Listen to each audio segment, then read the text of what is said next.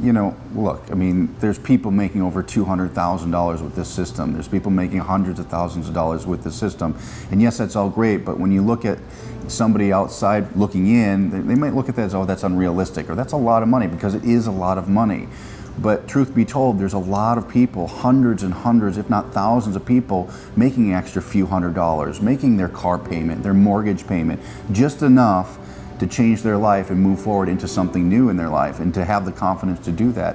And to me, that just gives me the feeling of an accomplishment that you never expect you'd ever have in your life. Unless you're maybe a firefighter, or you're a policeman, or a nurse, or a doctor, you get that gratifying feeling. Well, the same in our industry is when you can help people get those small accomplishments, and they call you and they say to you on the phone. There's another gentleman that I met here, I won't mention his name, but he was actually living in his car, and he had to sell things just to even be here. And it was just an amazing story that he had enough money now through his business to be able to go to these events and to build his business and his new life.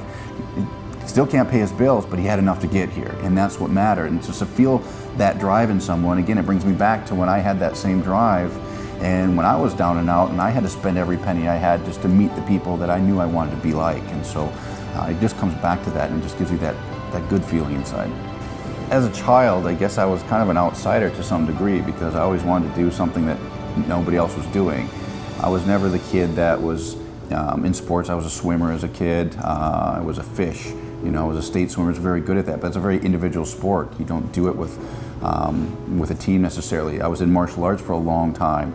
And after high school, I wanted to do something. I didn't want to go to college and do the traditional thing, and so I moved to Thailand in order to study the art of Muay Thai. That was my dream. That was my idea of living life. And so I went out there and studied that, and ended up competing over there. And obviously I learned that probably wasn't a long-term career for myself, but I was doing something that nobody else was doing. I took the road less traveled. And just because it wasn't college, it prepared me for what else would come to where I am today. It was that leadership, it was that struggle, it was the challenge of that experience that really led me forward. I was always an outsider, I guess you could call it, in the sense that I was pretty soft-spoken, in school and around other kids. So I would always be the guy in the gym, putting in the work while everybody else was partying and spending time with their friends, because I knew that if I wanted to excel in where I wanted to go, that it was the work that would do that. I wasn't given any gifts or anything ahead of time. So in high school, I moved to Thailand just post that, and then I went to college. I came back from Asia, and I said, you know what, I got to go get a job. I need to go to college and get a degree, because that's what people do. And so I went to the University of Minnesota and studied criminology. I wanted to get in the FBI. So being a fighter and being an athlete really didn't appeal to me as far as where I wanted to go in life. It was a chapter, it was open chapter, closed chapter, and I wanted to get into the FBI. So I went to college, and right after 9/11, post 9/11, I got a job offer from the government. It was from Homeland Security, and to me that was my foot in the door. That was my way in. That was my way into the FBI. And so I dropped out of college, took the position with Homeland Security, and worked there for a couple years. And the realization that I had was the government wasn't for me at that point. Why that is, I don't know. It just, there was a lot of reasons within that environment that just weren't me. And had I not got that opportunity, I would have gone all the way through college and then realized that. So I was really lucky and blessed to have that experience. So I was in the Homeland Security. I actually dropped everything, moved to Miami, Florida, became a financial broker at a big firm in Miami, in Boca Raton actually. And I didn't know what I wanted to do, but I knew I wanted to be successful. And I figured if I could be around other successful people, I in turn would become successful. Through some books that I've read and people I was studying at the time, that was the road I wanted to take. So I got my Series 7, my Series 63, worked in this big firm, and made all this money. But I'll tell you, it was miserable. It was absolutely miserable, because I just hated what I was doing. I hated the person I was becoming. And I remember it was a day in 2003. The markets were shifting a lot, and I had a client that just spent about $250,000 on an investment with me the day before, a couple days before. The market swung the opposite direction, and he lost it all. Everything gone. I went into the office unprepared, not knowing what to do, and I remember asking my boss, I said, what do I tell this guy? What do I say to him? He said, well, Chris, you just got to call him back and ask him for more money. I said, I don't know if I can do that. He said, well, if you can't do that, there's the door. And I just kind of just sat there because I had all this success and I had these clients that, you know, I built up over the years, and I just walked out the door. I said, I cannot become this person that I see myself becoming, no matter how much money it came down to. I can't just ask this person for more money because of the trade that I was doing. I doubted the place I was at in life, you know what I mean? Like, the person I was becoming was a very confident salesperson, and in that type of industry, you get paid to lie, you get paid to misdirect people. You know, in an investment world, if something happens on CNN, people think, okay, the market's going to shift. Well, that's all factored in. You know, brokers know that, but we're taught to call them and do trades because, let's be honest here, you make money moving person from trade to trade. And anybody in the financial world and the broker world knows how that works, especially in the 80s when all that money came about. So I knew that. But it got to a point where it wasn't about somebody making money anymore. Even though a lot of our clients did, it was always about moving them from one thing to the next to the next. I was young, and so as a young, striving business person, you know, somebody who wants to get their career off the ground, you'll listen to whoever's in front of you. And they taught and they teach, you know, how to be successful in that industry. And there are certain things that you do in order to be successful in the financial markets like that. So I saw myself becoming very good at my craft. I was very, very good. And I've seen these patterns in my life. Every job, whether it was Homeland Security, whether it was a professional athlete, whether it was working as a broker, I've been very, very good because I can adapt and just apply myself. I'm very motivated and dedicated. But what ended up happening was it started getting me to question the system. What is the system? What is the objective really here? You know, I'm calling this client who wants to invest money in order to make more money and leverage themselves, and we paint the picture for them, and it's beautiful and it's sunny on that side of the fence. But truth be told, there's an alternative objective there, and I started to learn that, and to be honest with you, I just didn't like what I was seeing, and the phone got heavy. I had these clients that had huge net worths, massive net worths, and I respected them, but they listened to me, somebody who was a young kid, uneducated, didn't have life experience, and you know, I was sweet talking him into a deal that really wasn't for his best interest. I didn't have his best interest in mind because that's what I was taught to do. Did you feel bad at that? I felt completely bad about it. I felt horrible because it just kept getting bigger and bigger and bigger. More money and more money and more money was being spent and lost, and some was being made, but again, it was just flipped over constantly. So, Did you start to dislike yourself at all? You know, I lived on the beach. I lived on the beach in Miami, and I never went to the beach. I was never content. I was never happy with just relaxing, you know? And it was maybe just because I knew I had this passion and these goals, but I could never reach them. They were always out of sight because I just felt guilty for what I was doing. And then I looked around me and I looked at the people in my office, and they were all divorced. They're all miserable, half of them depressed and high strung because of that, what that business had taken them to. So I saw myself in the mirror, and one day I just said enough was enough. I walked out the door, and I moved back to where my roots were. I moved back to Minnesota, to the Midwest, to what I knew. I gave my sports cars away. I gave everything I had away, and I started from scratch. How did that feel to do that? I was scary. Yeah, it was scary. Why? Because it's uncertain. There's that uncertainty of, okay, what am I going to do now? You know, and I started to see a pattern in my life of moving around from thing to thing, and I didn't like that because I wanted to stay on course. And so I started reading books, and I had an uncle that I had never met who flew in, and he actually introduced me to Napoleon Hill and Think and Grow Rich, and that changed my paradigm to how I thought about myself and success, and to be able to be okay with struggle.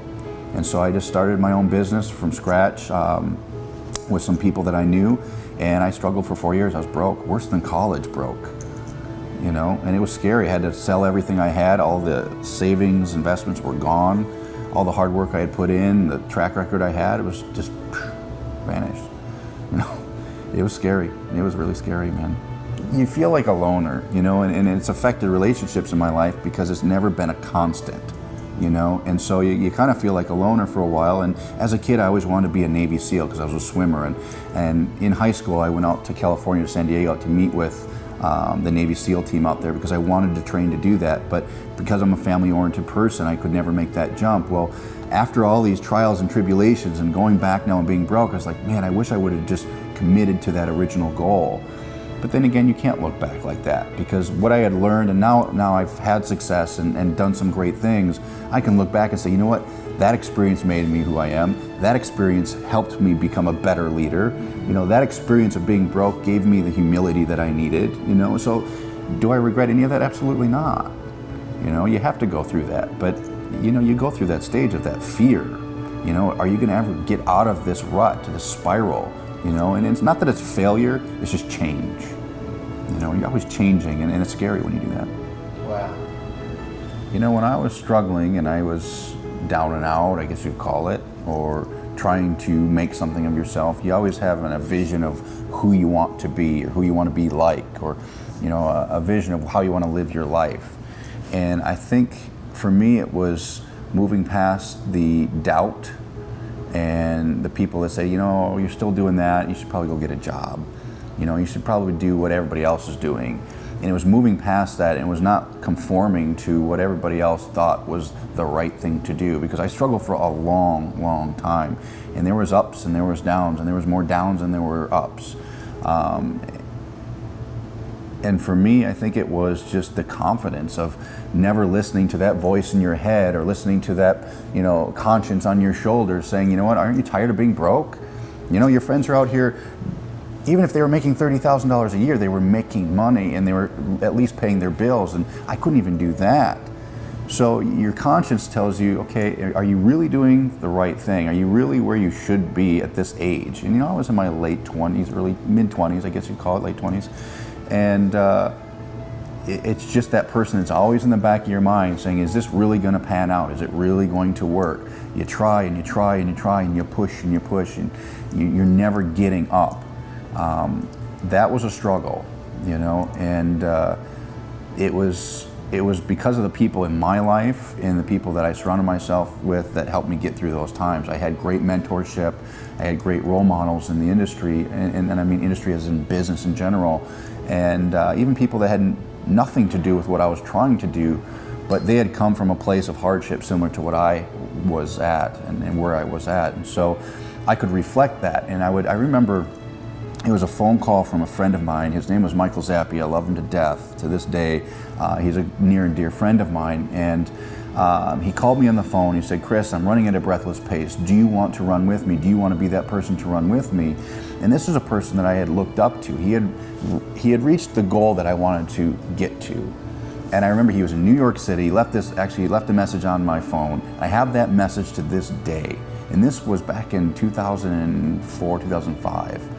And to this day, I still listen to it almost weekly now, because it was that message that got me over the hump. It was that message of somebody being confident in me, even though he knew I was broke, he knew I was struggling, but he saw that spark, that fire. And there's even another one. There was another gentleman, his name is Richard Call. He was another great mentor of mine, somebody who's accomplished wonders in the business world. You know, I mean, unbelievable amounts of wealth, and he's helped a lot of people succeed. And I got an opportunity to meet him one day, and I had no money in my pocket. And I remember flying out to Las Vegas, spent every dime I could to get on a plane. And I was going to impress this Richard Call person. And I couldn't even afford a hotel. So I remember sleeping in the lawn of the Hard Rock Hotel and Casino that night, because I couldn't afford a hotel room. So I slept in the lawn, and it was hot. It was 100 degrees. And I remember it was about 8 in the morning, and people were coming out of the nightclub. Young people were coming out of the nightclub. And I thought to myself, I said, what am I doing? You know, I'm sitting here broke, sweating, meeting some guy I don't even know who he is, and everybody else is out there having fun. They're in their 20s, partying and living life. And I was sitting there just struggling, laying in the lawn. I felt like a bum, you know. And I remember Richard Call pulling up in his Rolls Royce. I'll never forget this. And the first thing he looked at me, he said, did you have a rough night? I said, no, I just slept in the grass. And he actually got upset at me. He said, don't you ever do that again. You always have a place to stay here in Las Vegas.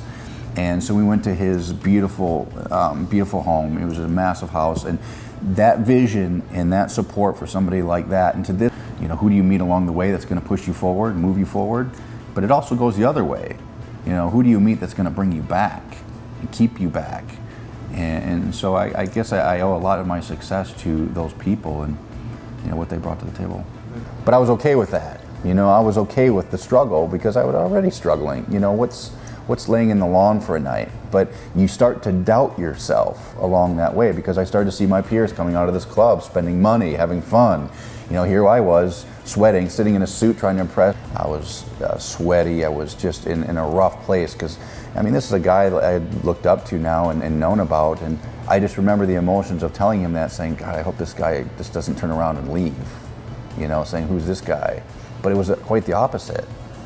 You know, he said, get in, let's go have dinner, you know, and let me stay at his home, you know, and to this day, like I said, it's been a friendship that has been a staple in my life because of the risk that I took, because of the getting uncomfortable, you know, and feeling like, you know, you feel like you're a failure to some degree when you're truly at rock bottom, and you're trying to put yourself in a position to succeed, even if it's just to meet someone. And to this day, I encourage everyone to do what you have to do to put yourself next to someone that can enhance your life. Because I'm telling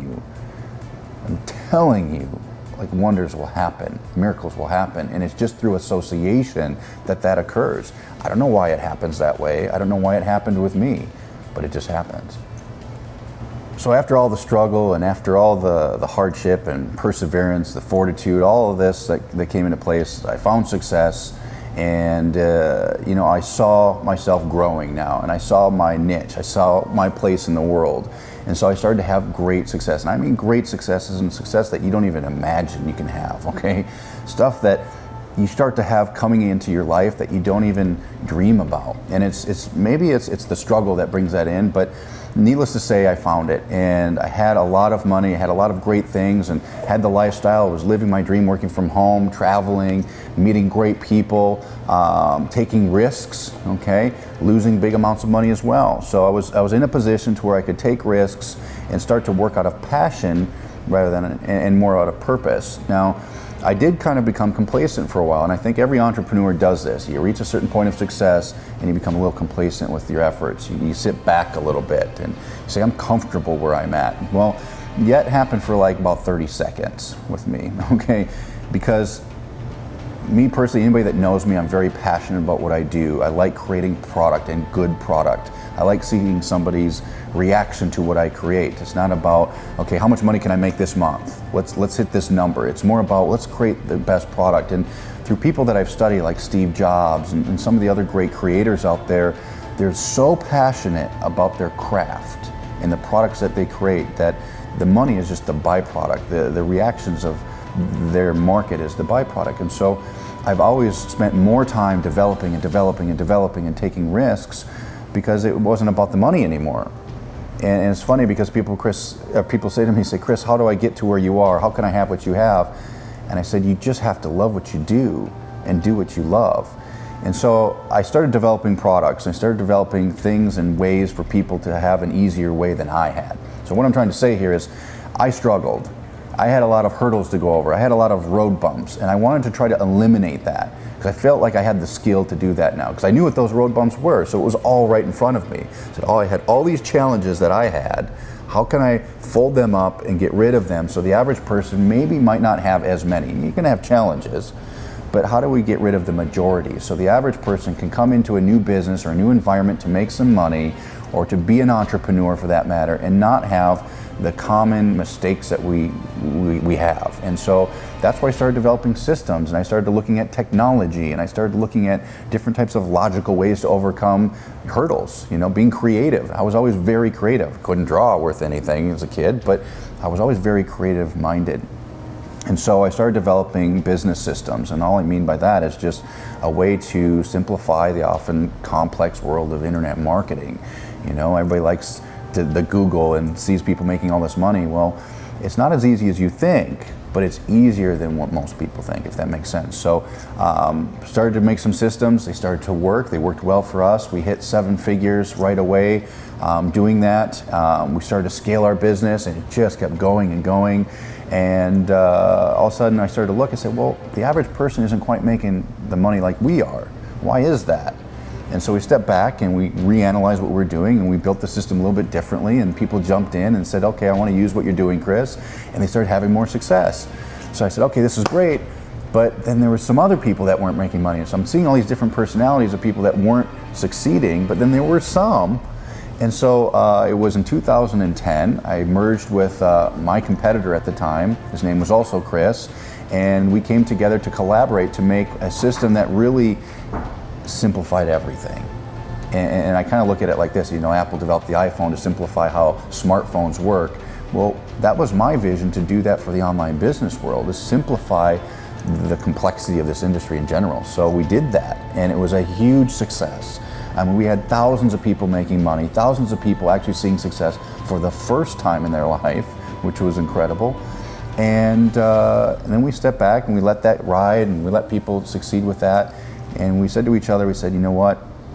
We need to do this 10 times bigger than what we're doing. We need to show the masses, almost in a franchise way, how to do this step by step, so they can plug into a system, a business platform, where they can have their own business up and running within almost minutes, and use a track record that has already been proven. It's not really about, okay, this is the best product, you're going to lose all this weight with it, or if this is the best technology. It's how do you get that in people's hands and show them the value really quickly so you can make money fast. And so you're not struggling so you can't pay your bills and you quit because you just can't survive. So we simplified it and let people make money quickly and easily. We made it understandable for the everyday person, so you didn't need a college degree to do this stuff, and you didn't have to have this huge budget. And that was what most people assume is, oh, if I'm going to go online, I got to have thousands upon thousands of dollars. I'm going to test it and try it, and it may not work.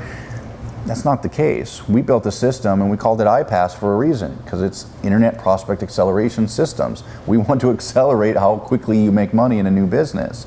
If you go and open a restaurant, it's going to be at least 2 years before you make profit. We wanted to shorten all of that because the internet is extremely powerful. We all know that. The world is your marketplace. We can market to anybody in any language at any time while you sleep. We all know that. But where do you start here, and how do you end up here in making money? iPAS and this vision that I had 4 years ago was the sum of all parts. It's combining all that together to make it easy, simple, fun, and more importantly, duplicatable for the average person, even the little guy, to be able to come in and make some money and then scale their business to the moon if they wish. And that was just the vision. And unfortunately, it took us longer than expected. Unfortunately, we had to go through a lot of expense and time to do that. But I believe we have the best team in the world. I believe we have some of the best talent, the best supporters, the best leadership. And I believe this is a brand that a lot of people are going to come together with and really change some lives with it. Oh, it feels amazing. It feels how you always wish it would feel when you're growing as an entrepreneur. You always wonder, what's it going to feel like when people start seeing your product or start seeing the benefits of what you do. So it starts in your brain and you produce it through collaboration and hard work. What does that feel like? You can't even put it into words, honestly. To see the smiles on their face, the cries in their eyes, it's unbelievable, and to have a system like this, which I believe is just the beginning of a major shift that's happening online. And I don't think there's anything like it, because no matter which way you look, there's always difficulty, there's always challenge. And so iPAS was just made to make things simple and easy and fun again, and without all the confusion and the skepticism. And honestly, I can tell you that to see this product come out now and to see what people are doing with it, it just makes me want to do more. You'd think that, okay, we're great, we built this system and people are having all this success and making all this money. You know what? I go right back to the lab again and say, how can we do this even better? It just fuels the fire inside of me, because I know we can reach more people. If we can reach this many people like we have now, and we just got done renting a whole stadium full of people, Marlin Stadium in Miami, we filled with people that embrace the iPAS system, that are seeing success with this system. So what can we do next time? How can we do this bigger? How can we reach more people, more languages, more cultures? And that's just what it feels. So success for me just feels that.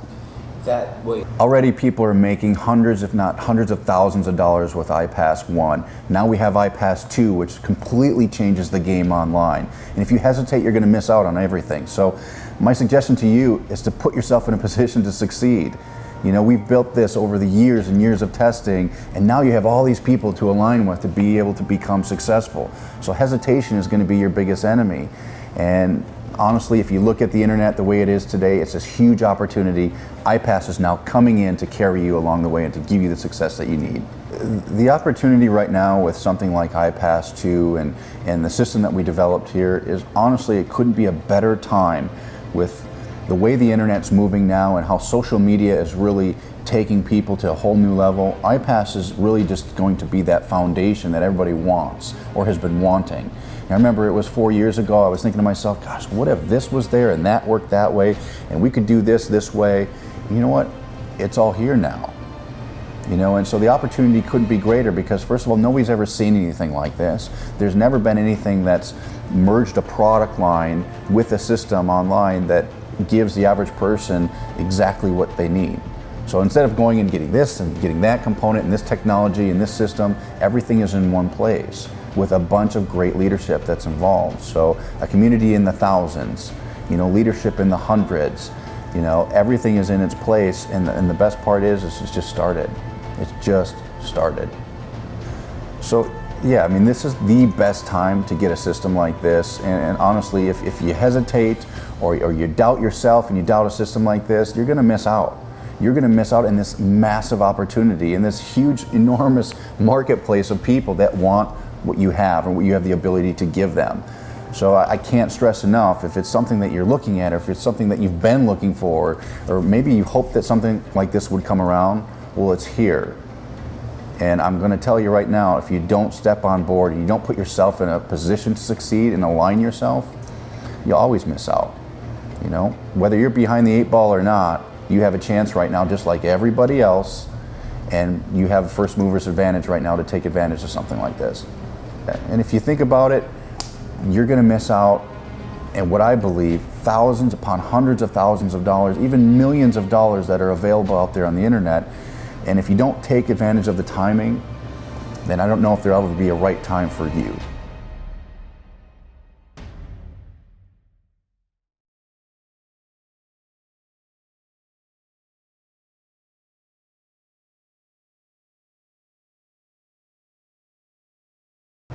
So iPAS is a huge opportunity in itself, and it's been that way in the last 4 years we've been developing it. So many people have had great success, but there's thousands upon millions of dollars to be had with this system now, especially with its new release in iPAS 2 that we've developed. We've simplified things, and we really have an opportunity in front of you to make even more money.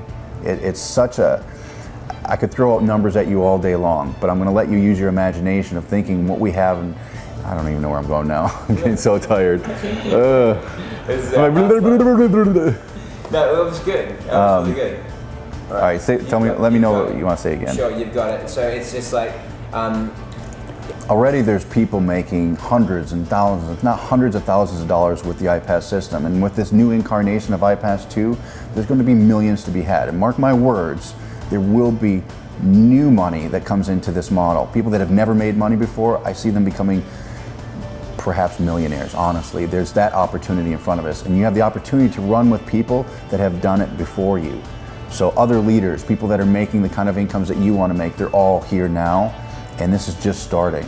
Already there's people making hundreds and thousands, if not hundreds of thousands of dollars with the iPAS system. And with this new incarnation of iPAS 2, there's going to be millions to be had. And mark my words, there will be new money that comes into this model. People that have never made money before, I see them becoming perhaps millionaires, honestly. There's that opportunity in front of us. And you have the opportunity to run with people that have done it before you.